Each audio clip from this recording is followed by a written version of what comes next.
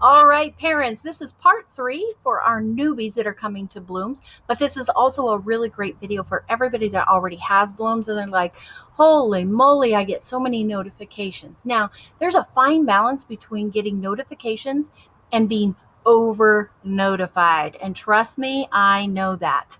I am a huge proponent of communicating with families and keeping that door wide open. So I tend to over communicate so that our families can get that information. And I also make myself available. But you are also very busy people. And so keeping in contact with teachers is one thing, getting notification blow-ups all the time is another. So this is going to be very helpful. Once you've logged into your Bloomz account and you come up here to your little picture, when you click on your picture, it's going to talk about your profile, change your profile photo, and account settings. That's where we're going to go right now, is in account settings. Now, you'll notice here that our account level is a premium level. Premium level means we get additional features, but it also means that your application that you download on your smartphone, your app, is ad-free and they do not sell your information. And that is totally worth it. It's been the best upgrade we did a couple of years ago.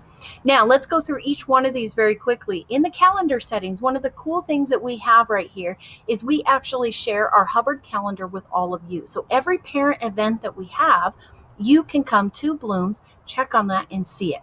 This is great for families that don't have Facebook, where you don't see the events. You don't have to go to the website. You just come right here. It's a one-stop shop on Bloomz. Now, the other cool thing is if you and your family are sharing things, you can actually import your own calendar. Now, I'm not going to go through that.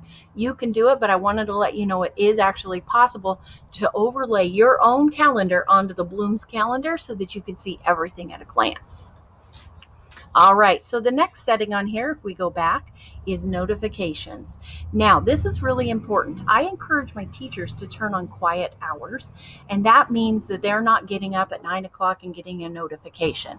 So let's say you're sitting there and you're like, oh, I forgot to send Miss Hanson a message. So you get onto Bloomz and you send a message, and it's 10:30 at night because that's when you're getting your energy.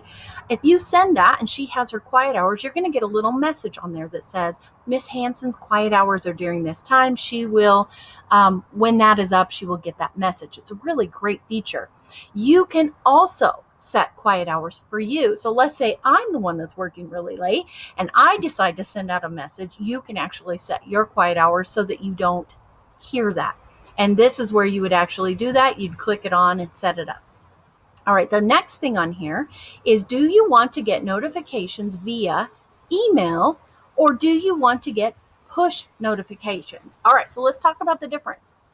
It automatically defaults to email notifications, which means that every time that I send a message, the teacher send a message, or somebody responds on those, you are going to get an email. And this is often what happens when people are just getting inundated.